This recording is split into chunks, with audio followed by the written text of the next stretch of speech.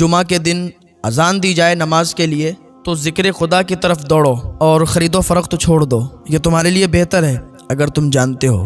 حدیث پاک ہے کہ حضور صلی اللہ تعالیٰ علیہ وسلم نے فرمایا کہ جمعہ کا دن سب سے بڑا دن ہے اور یہ تمام دنوں کا سردار ہے، اور اس جمعہ کے دن میں 5 خصلتیں ہیں۔ اللہ تعالیٰ نے اسی میں آدم علیہ السلام کو پیدا کیا، اسی میں انہیں زمین پر اتارا اور اسی میں انہیں وفات دی، اور اسی میں ایک ایسی گھڑی ہے، ایک ایسی ساتھ ہے کہ بندہ اس میں اگر سوال کرے گا تو اللہ تعالیٰ اس کو عطا کرے گا۔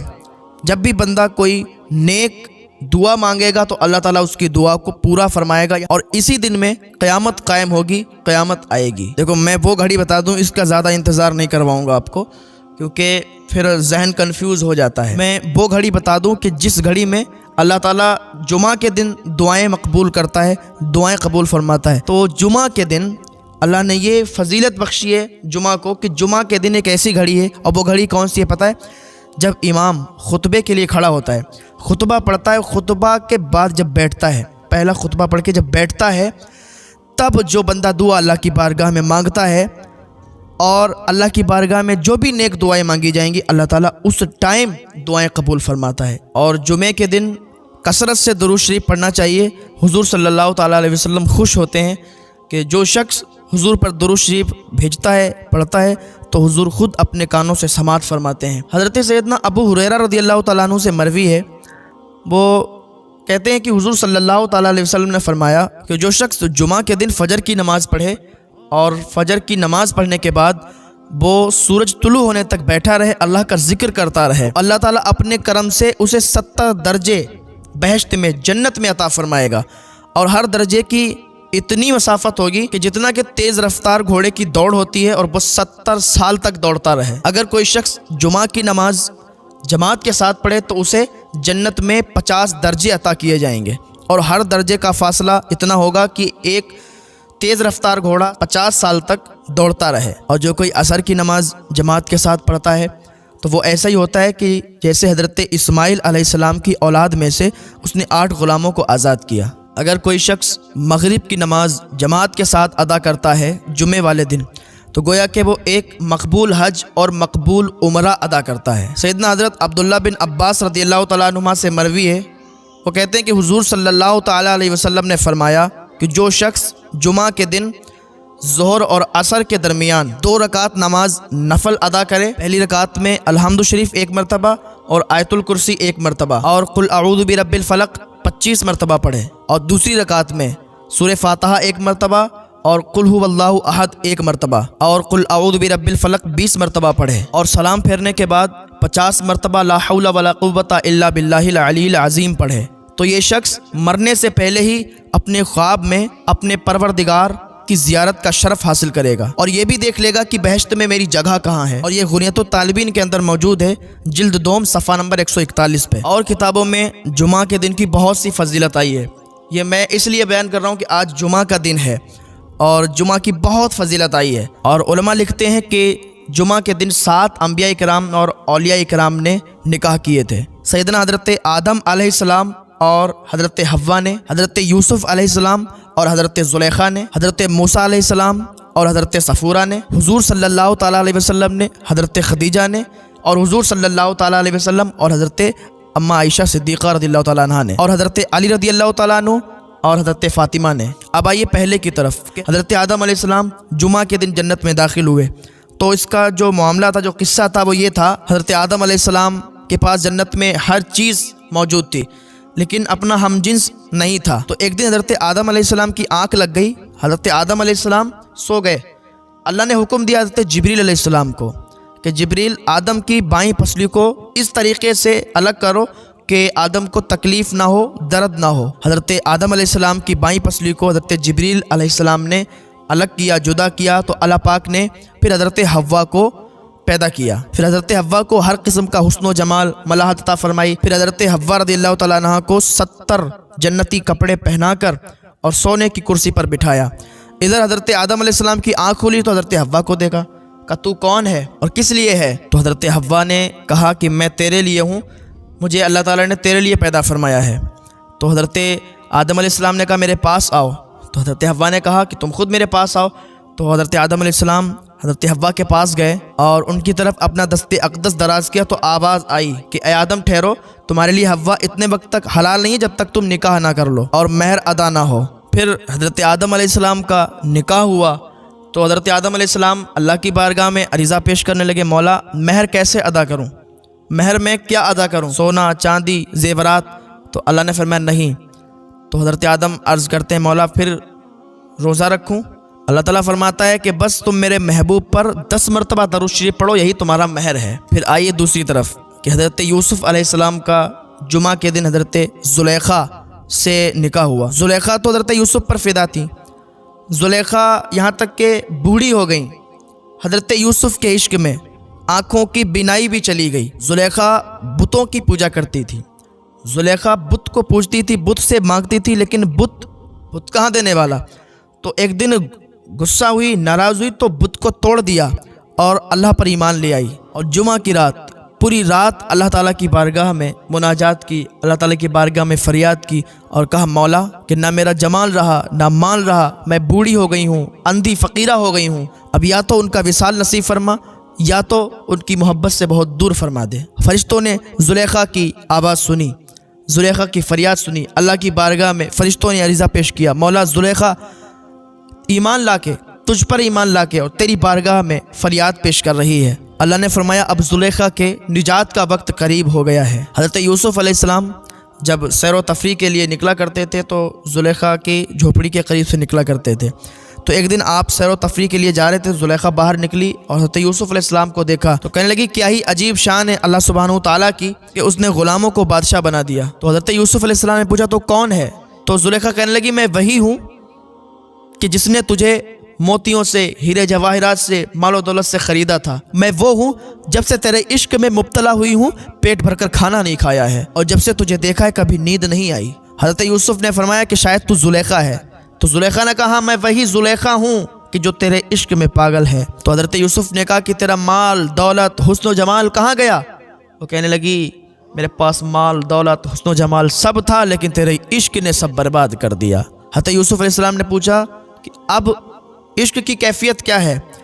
تو زلیخا کہتی ہے ہر ساتھ ہر گھڑی یہ بڑھتا ہی جاتا ہے۔ حضرت یوسف کہنے لگے کہ زلیخا اب بتا تو کیا چاہتی ہے؟ تو کہنے لگی میں 3 چیزیں چاہتی ہوں، جمال، مال اور وصال۔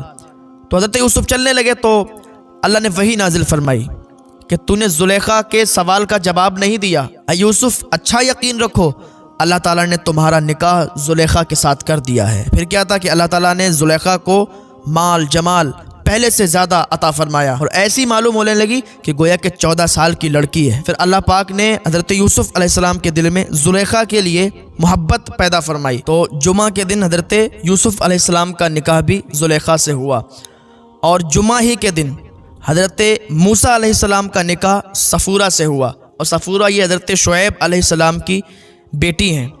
حضرت موسیٰ علیہ السلام جب اس قبطی کو مار کے، جو گھونسا مارا تھا وہ قبطی مر گیا تھا، اس کے بعد آپ کہاں چلے گئے؟ مدین چلے گئے تھے۔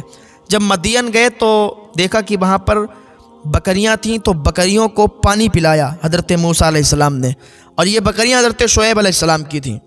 تو جب انہوں نے پانی پلایا اور پانی پلا کر درخت کے نیچے آرام کرنے لگے تو جو حضرت شعیب علیہ السلام کی 2 بیٹیاں تھیں، قرآن میں بھی ذکر ہوا ہے، آپ پڑھیے، تو 2 بیٹیاں تھیں حضرت شعیب علیہ السلام کی گھر پہ گئیں اور کہا بابا ایک شخص ہے جس نے ہمارے جانوروں کو پانی پلایا ہے۔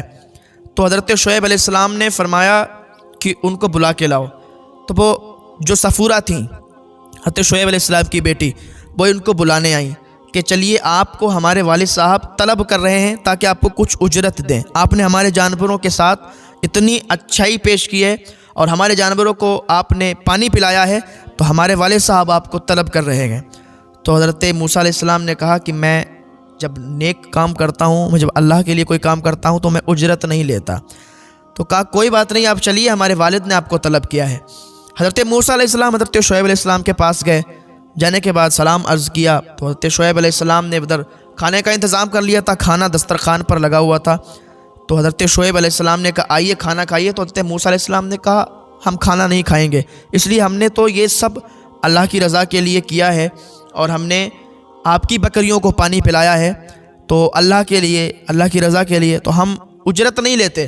تو حضرت شعیب علیہ السلام مسکرائے، کہا یہ اجرت نہیں ہے، ہمارے یہاں جو مہمان آتا ہے تو ہم اس کی مہمان نوازی کرتے ہیں، آئیے کھانا تناول کیجئے۔ تو حضرت موسیٰ علیہ السلام جب صفورہ بلانے آئی تھیں تو کہا تھا کہ آپ پیچھے چلیے، میں آگے چلتا ہوں، آپ پیچھے سے مجھے راستہ بتائیے۔ تو حضرت صفورہ پیچھے چلتی تھیں، آپ آگے چلتے تھے۔ تو حضرت صفورہ اپنے ابا سے شعیب علیہ السلام سے کہنے لگی کہ ابا یہ شخص بہت زیادہ طاقتور ہے اور امانت دار ہے۔ تو حضرت شعیب علیہ السلام نے فرمایا کہ تمہیں کیسے معلوم یہ بہت زیادہ طاقتور ہے؟ کہا ابا اس کنویں پر جو پتھر رکھا ہوا تھا جس میں سے انہوں نے ہمارے جانوروں کو پانی پلایا ہے، اس کنویں پر پتھر جو تھا اسے 10 آدمی اٹھاتے ہیں مل کے تب بھی نہیں اٹھتا ہے، لیکن اس شخص نے ایک ہی بار میں اس پتھر کو ہٹا دیا۔ تو ابا یہ طاقتور بھی بہت ہے اور امانت دار یوں ہے کہ جب میں ان کو بلانے گئی تھی تو انہوں نے کہا تھا پیچھے چلیے، آگے نہیں چلنا، تاکہ ہوا کے جھونکے سے کوئی کپڑا اٹھ نہ جائے اور کہیں جسم کا کوئی انگ نہ دکھ جائے۔ تو ابا یہ امانت دار بھی بہت ہے۔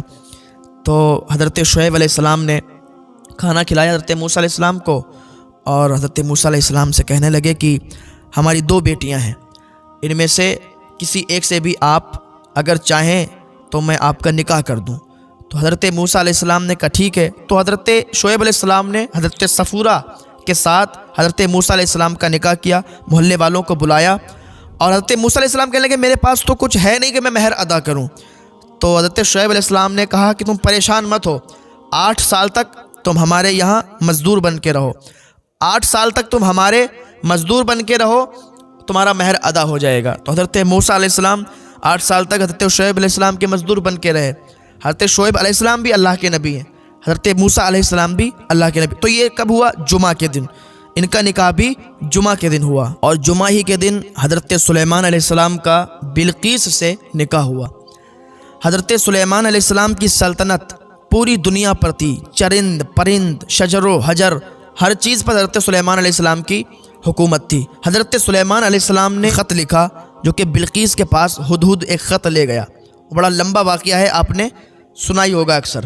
تو ہدہد نے جب خط دیا تو جو بلقیس تھی اس کے جو لوگ تھے انہوں نے کہا آپ حکم فرمائیں کہ کرنا کیا ہے، ان سے جنگ کرنا ہے یا کیا کرنا ہے؟ تو بلقیس نے کہا کہ ابھی ہم ایسا کرتے ہیں، جنگ اگر کریں گے تو پھر بہت زیادہ معاملہ خراب ہو جائے گا، اور مجھے لگتا ہے کہ وہ اللہ کے نبی ہیں، اگر وہ اللہ کے نبی ہیں تب ہمارے لیے جنگ کرنا صحیح نہیں ہے، اگر وہ بادشاہ ہے ایسے ہی تو ہم جنگ کا سوچیں گے، لیکن پہلے کیا کرتے ہیں آپ لوگ جاؤ اچھے طریقے سے ان کو ہدیہ پیش کرو، اگر وہ اللہ کا نبی ہے تو ہدیہ قبول نہیں کرے گا۔ تو بلقیس نے اپنے تمام لوگوں کے ساتھ، کئی 100 لوگوں کے ساتھ، اور وہ اچھے سواریوں پر ان لوگوں کو بھیجا بہت سا مال و دولت دے کر۔ تو حضرت سلیمان علیہ السلام کو جب معلوم چلا کہ وہ ہم کو مال و دولت دینے کے لیے اس نے بھیجا ہے، تو حضرت سلیمان علیہ السلام کے پاس جب وہ لشکر آیا تو حضرت سلیمان علیہ السلام نے فرمایا کہ ہمیں مال اور دولت کی کمی نہیں ہے، ہمارے پاس اللہ کے کرم سے، اللہ کے فضل و کرم سے بہت مال و دولت ہے، اور ہم اس کو قبول نہیں کریں گے۔ تو وہ لشکر واپس چلا گیا، تو وہ سمجھ گئی یہ اللہ کے نبی ہیں۔ تو اس نے اپنے تخت کو ایک بہت اندر چھپا دیا، اور اپنے کچھ لوگوں کے ساتھ حضرت سلیمان علیہ السلام کی بارگاہ میں آنے لگی۔ ہدہد نے آ کے بتایا کہ ایسا معاملہ ہے، تو حضرت سلیمان علیہ السلام نے حکم دیا کہ بلقیس کا تخت کون لائے گا؟ تو ایک خبیث تھا، اس نے کہا کہ میں بلقیس کے تخت کو لا دوں گا حضور کی مجلس برخاست ہونے سے پہلے، یعنی جو حضرت سلیمان علیہ السلام کی مجلس لگی ہوئی تھی اس کو برخاست ہونے سے پہلے اس نے وعدہ کیا میں تخت کو آپ کے سامنے پیش کر دوں گا۔ حضرت سلیمان علیہ السلام نے کہا نہیں، اس سے بھی پہلے۔ تو ایک آصف بن برخیہ، کتابوں میں الگ طریقے سے لکھا ہے، تو ایک میں نے جو پڑھا ہے آصف بن برخیہ، تو انہوں نے کہا کہ میں آپ کی پلک جھپکنے سے پہلے ہی تخت کو لا سکتا ہوں۔ ابھی ادھر حضرت سلیمان علیہ السلام بات کر رہے تھے کہ انہوں نے ایک آن میں پلک جھپکتے ہی بلقیس کا تخت اٹھا لیا۔ حضرت سلیمان علیہ السلام کے پاس جب تخت آیا تو ادھر بلقیس کا پورا قافلہ اور بلقیس بھی آ گئی۔ تو حضرت سلیمان علیہ السلام نے اس تخت کو دکھاتے ہوئے کہا میں دیکھنا چاہتا ہوں اس کی عقل کتنی ہے۔ کہا دیکھو اس تخت کو پہچانا تم نے؟ تو بلقیس کہنے لگی یہ تخت ہمارا ہی ہے۔ بلقیس بھی سمجھ گئی کہ حضرت سلیمان کی طاقت کتنی ہے۔ کہا یہ تخت تو ہمارا ہے۔ تو حضرت سلیمان بھی سمجھ گئے کہ اس کی عقل تو بہت ہے۔ پھر حضرت سلیمان علیہ السلام کا نکاح بلقیس سے ہوا، اور یہ جمعہ کا ہی دن تھا۔ جمعہ کی بڑی فضیلت آئی ہے، اور آج رمضان شریف کا یہ مہینہ چل رہا ہے اور رمضان شریف میں یہ ہمیں جمعہ ملا ہے، تو اس جمعے میں ہم جتنی عبادت کریں اللہ کی بارگاہ میں اتنا ہی زیادہ ہمیں ثواب ملے گا۔ یہ دن بہت ساری فضیلتیں رکھتا ہے، اور پھر رمضان شریف کے مہینے میں تو اس کا ثواب اور زیادہ بڑھا دیا جاتا ہے۔ اب آئیے وہ جو میں نے بتایا تھا کہ حضور صلی اللہ تعالیٰ علیہ وسلم کا حضرت خدیجۃ الکبریٰ رضی اللہ تعالیٰ عنہا سے بھی جو نکاح ہوا تھا یہ بھی جمعہ کے دن ہوا تھا۔ حضور صلی اللہ تعالیٰ علیہ وسلم اپنے چچا ابو طالب کے یہاں تھے، آپ کی پھوپھی تھیں، تو ان کی پھوپھی بولیں کہ ابو طالب سے کہ دیکھو اب محمد جوان ہو گئے ہیں تو ان کی شادی بھی کرنی ہے، لیکن پیسے تو ہیں نہیں، اب شادی کیسے کی جائے؟ اچھا ادھر حضرت خدیجہ کو برقہ بن نوفل نے پہلے ہی بتا دیا تھا کہ تمہارا جو شوہر ہوگا اس کا نام محمد ہوگا اور وہ بنی ہاشم سے ہوگا، مکہ شریف سے ہوگا، یہ سب اس نے بتا دیا تھا۔ ادھر حضرت خدیجہ بے چین تھیں اسی دن سے اور یہ تلاش میں تھیں کہ کاش مجھے وہ شخص مل جائے۔ ادھر حضور صلی اللہ تعالی وسلم کی پھوپھی کہتی ہیں کہ ان کے نکاح کے لیے پیسے نہیں ہیں تو کس طریقے سے نکاح ہوگا؟ تو کہا ان کو ایسا ہے کہ ہمارے شہر میں خدیجہ نام کی ایک خاتون ہے جو کہ بہت مال رکھتی ہے اور اس سے جو بھی تجارت کرتا ہے تو وہ بہت زیادہ مالدار ہو جایا کرتا ہے، تو کیوں نہ ہم محمد کو صلی اللہ تعالیٰ علیہ وسلم حضرت خدیجہ کے پاس بھیجیں کہ حضرت خدیجہ ان کو مزدوری پر لگا لیں تو زیادہ مال اکٹھا ہوگا اور اس طریقے سے پھر ہم ان کی شادی کر دیں گے۔ تو کہا ٹھیک ہے، ابو طالب نے کہا ٹھیک ہے ایسا۔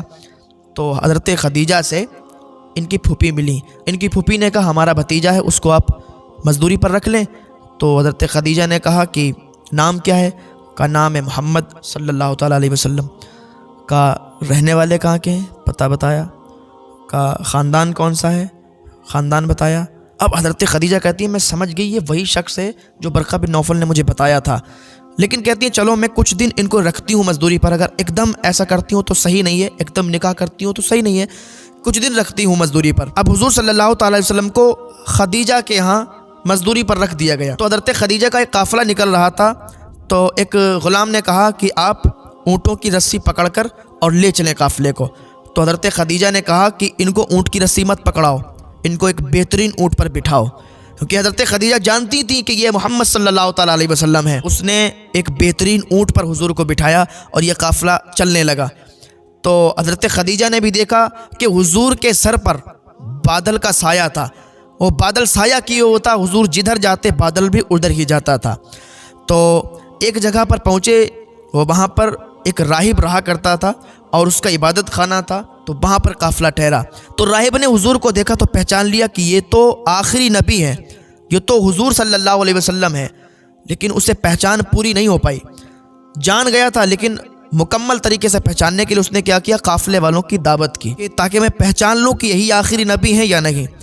تو قافلے والے سب کھانا کھانے کے لیے چلے گئے، حضور صلی اللہ تعالیٰ علیہ وسلم وہیں پر ٹھہرے رہے۔ تو اندر جا کے اس نے کہا کہ آپ میں سب آ گئے ہیں؟ تو ایک نے کہا کہ نہیں، سب لوگ نہیں آئے ہیں، مزدور جو ہمارے سامان کی دیکھ بھال کر رہا ہے۔ تو وہ راہب باہر آیا تو دیکھا حضور صلی اللہ تعالیٰ علیہ وسلم کھڑے تھے۔ تو اونٹوں کی دیکھ بھال کر رہے تھے، وہ راہب آیا اور آ کے کہنے لگا کہ چلیے آپ بھی کھانا کھا لیجیے چل کے۔ تو حضور صلی اللہ تعالیٰ علیہ وسلم جب اندر جانے لگے تو وہ بادل بھی ساتھ ساتھ میں سایہ کرتا ہوا آپ کے ساتھ چلنے لگا، تو یہ سمجھ گیا کہ یہی نبی ہیں۔ جیسے ہی اس نے یہ دیکھا تو حضور کے قدموں پر گر گیا اور کلمہ پڑھ کے مسلمان ہو گیا، اشہد ان لا الہ الا اللہ و اشہد ان محمدا عبدہ و رسولہ۔ کہا ایک نشانی میں اور پوری کر لوں۔ اس راہب نے کہا کہ ذرا آپ اپنے کندھے سے یہ چادر ہٹائیے۔ تو حضور نے جیسے ہی کندھے سے چادر ہٹائی تو مہر نبوت دیکھی تو یقین اور پختہ ہو گیا۔ تو حضرت یہ بہت لمبا واقعہ ہے اور وقت بہت کم ہے، مختصر ہے، تو جلدی جلدی سنیے۔ پھر حضور صلی اللہ تعالیٰ علیہ وسلم شام گئے، ملک شام، تو وہاں پر یہودیوں کے عید کا دن تھا۔ آپ ان کے بت خانے میں داخل ہوئے تو زنجیریں ٹوٹ ٹوٹ کر گر گئیں۔ تو جیسے ہی ان لوگوں نے دیکھا تو گھبرا گئے، تو اپنے اکابر لوگوں سے پوچھا، جانشکار لوگوں سے پوچھا، انہوں نے بتایا پورا معاملہ کہ وہ آخری نبی ہے اور وہ نبی جب اس بت خانے میں جائے گا، جب بھی کبھی آئے گا تو زنجیریں ٹوٹیں گی، ایسا ایسا ہوگا۔ حضور صلی اللہ تعالیٰ علیہ وسلم جب حضرت خدیجہ کے پاس گئے تو وہ کہنے لگیں کہ میں آپ کا نکاح ایک ایسی خاتون سے نہ کر دوں کہ جو مالدار بھی ہے، خوبصورت بھی ہے، لوگ اس سے نکاح کرنے کے لیے پیغام بھیجتے ہیں لیکن وہ کسی سے نکاح کرنا نہیں چاہتی. اگر آپ چاہیں تو کر لیں. تو آ کے اپنی پھوپھی سے کہنے لگے خدیجہ ایسا ایسا کہتی ہیں. تو ان کی پھوپھی جو ہے کہنے لگیں، مسکرائیں، ہنسنے لگیں، کہنے لگیں یہ تو ایک مذاق کر دیا انہوں نے، ہمارے بھتیجے کے ساتھ ایسا کیسے ہو سکتا ہے، کتنی مالدار ہے اور خوبصورت ہے، ایسا ویسا. تو آ کے حضرت خدیجہ سے کہنے لگیں کہ آپ ایسا کیسے کہہ سکتی ہیں. تو حضرت خدیجہ نے کہا کہ میں نے سچ کہا ہے اور میں نے اپنے لیے ہی کہا ہے، میں ان سے نکاح کرنا چاہتی ہوں. تو ان کی پھوپھی نے کہا یہ تو بہت اچھی بات ہے. تو پھر حضرت خدیجہ رضی اللہ تعالیٰ عنہ کا نکاح حضور کے ساتھ ہوا، وہ بھی جمعہ کے دن ہوا. پھر جب حضرت خدیجہ کا انتقال ہو گیا، پھر حضرت خدیجہ کا جب انتقال ہو گیا، حضور صلی اللہ تعالیٰ علیہ وسلم کا نکاح حضرت عائشہ صدیقہ رضی اللہ تعالیٰ عنہ کے ساتھ ہوا. ایک لمبی گفتگو ہے، مختصر سا سنیے. اس کے بعد جمعہ کے ہی دن یہ بھی معاملہ ہوا، اور جمعہ ہی کے دن حضور صلی اللہ تعالیٰ علیہ وسلم کی شہزادی حضرت فاطمہ رضی اللہ تعالیٰ عنہ کا نکاح حضرت علی رضی اللہ تعالیٰ عنہ کے ساتھ ہوا.